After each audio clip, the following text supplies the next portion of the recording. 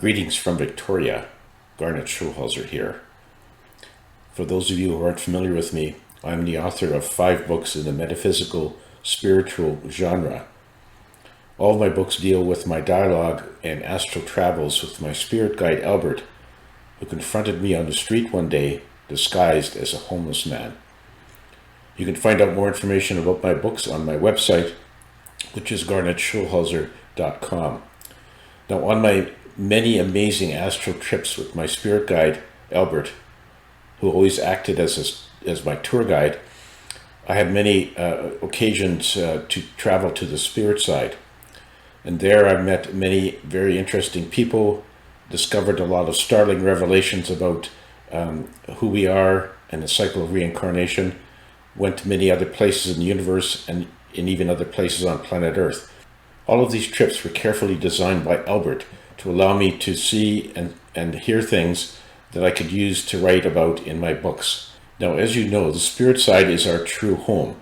We are all eternal souls whose natural home is the spirit side, and we've all decided to incarnate into a physical body on planet Earth as a human form in order to grow and evolve as a soul.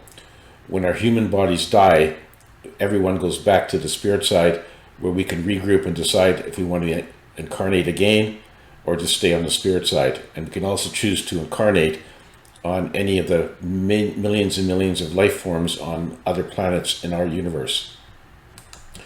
Now today I'd like to recount to you a conversation I had on the spirit side with Princess Diana.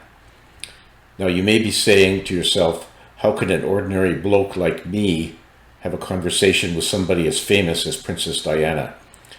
Well, that's a good question. The reality is that things are much different on the spirit side than they are here on planet Earth. If Princess Diana was still living on Earth, there's no way on God's green earth that I would be able to have a private conversation with her, because she's a very busy person. She would not have had time to talk to me or other sort of ordinary people. And that's not a criticism, that's just a fact of life, that busy and famous people like that have to carefully allocate their time, and they can't just sit down and have a conversation with anyone. But on the spirit side, things are much different. First of all, there's no linear time like we have on Earth. There's no past nor future, only the present, which is one big moment of now.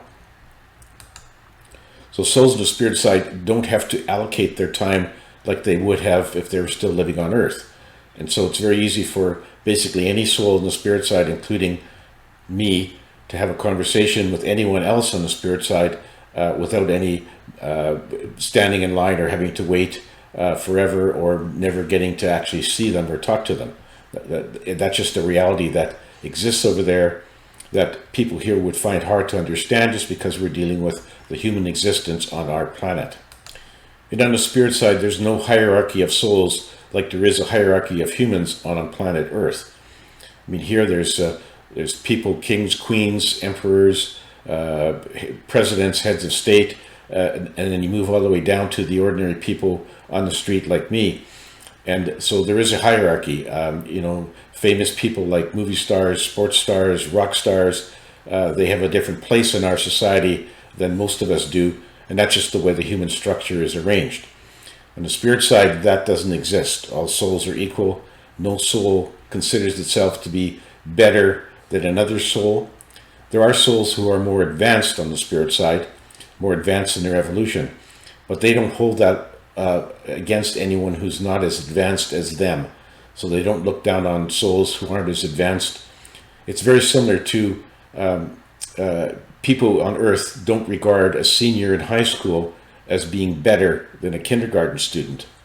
The senior in high school just has advanced further in its years and its education and its maturity, but it's not really inherently better than a kindergarten student, because the kindergarten student eventually will become a senior in high school and will be in the same position. So it's that kind of a feeling that if you're not as advanced as me on the spirit side, someday you will be, and you'll catch up. And so there's no hierarchy, there's no discrimination, there's no consideration that somebody is better than someone else. And so that leads us back to all these souls who were famous people on Earth. It's just not the same on the spirit side. Everyone regards all souls as being equal. There's nothing but unconditional love and respect for one another. And whatever happened on planet Earth in terms of any animosity or problems with other souls, that all disappears when you get back to the spirit side. So because of that, I've been able to have interviews with many people who were famous on Earth before they transitioned over to the spirit side. People like Jesus Christ, Mary Magdalene, Albert Einstein, Robin Williams, Elvis Presley, Moses, Muhammad, Marie Antoinette, just to name a few. And those conversations I had with those people are for the most part detailed in my books. If you're interested in finding out more about these conversations, please read my books. Now back to Diana. She was, as you can imagine, a very beautiful soul inside and out. She was kind, compassionate, and very wise. She was just a delight to speak to, and we had a really great conversation. She chatted about her life on Earth.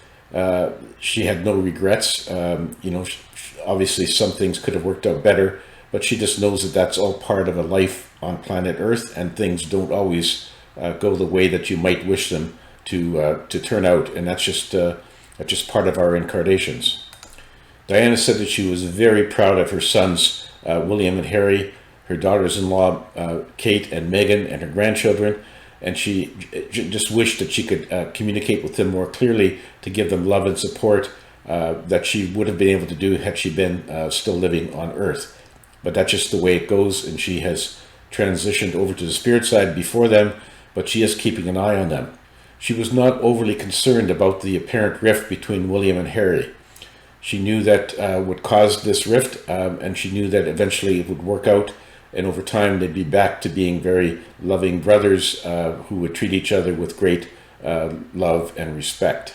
Diana did not harbor any ill will towards Charles and Camilla, and she acknowledged that they were part of her soul group, and that she and they had had many previous lives together on Earth.